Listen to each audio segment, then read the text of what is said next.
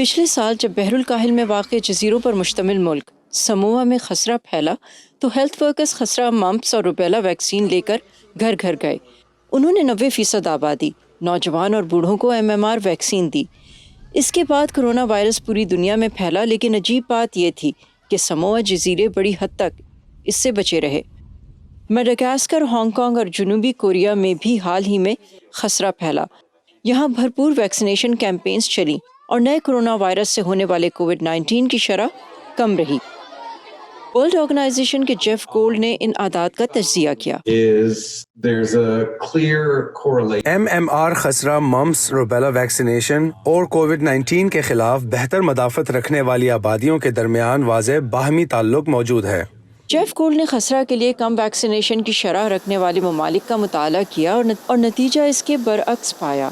2002 میں 80% سے بھی کم شرح کے ساتھ اٹلی میں MMR کی ویکسینیشن کی سطح دنیا میں سب سے کم تھی.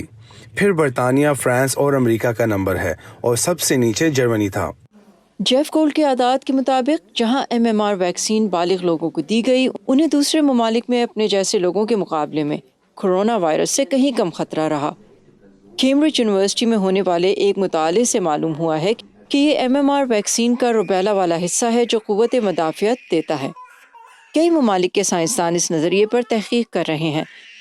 ترکی کے ایک کیمپ میں شامی پناہ گزینوں کے بچوں کے مطالعے سے یہ بات سامنے آئی کہ ترک شہریوں کے مقابلے میں ان کا کووڈ-19 سے ہسپتال میں داخل ہونے کا امکان 6 گنا کم ہے. ترک ریسرچر ڈاکٹر رمضان اوکیے کہتے ہیں کہ مطالعہ وسیع کرنے کی ضرورت ہے. ان لوگوں پر تحقیق کی ضرورت ہے جنہیں MMR دی گئی. بچوں کے علاوہ جیسے تارکین وطن، فوجیوں، مسافروں، اور پھر ان کا موازنہ ایسے ہی بالغ گروپ سے کیا جائے جسے MMR نہ دی گئی ہو. امریکہ میں متعدی بیماریوں کے ماہر ڈاکٹر اینتھنی فاؤچی کا کہنا ہے کہ اپنی صحت کو بہتر بنانے اور بیماری سے خود کو بچانے کے لیے جو کچھ بھی کر سکتے ہیں وہ کرنا چاہیے، خاص طور پر عالمی وبا کے دوران. یہ نظریہ ہے کہ اگر آپ کسی کو مثلاً خسرے سے بچاؤ کے لیے طاقتور ویکسین دیں گے تو وہ کرونا وائرس سے بھی تحفظ فراہم کرے گی.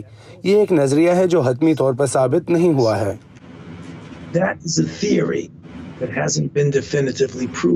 تحقیق دانوں کو امید ہے کہ ان کا مطالعہ اس کو ثابت کر سکے گا.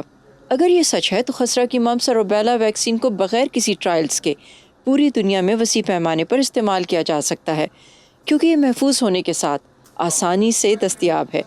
امید کی جا رہی ہے کہ جب تک کووڈ-19 کے خلاف کوئی ویکسین نہیں بنتی تب تک یہ ہمیں محفوظ رکھ سکے گا. کیرول پیئرسن کے ساتھ سوشا خان، وائس آف امریکہ.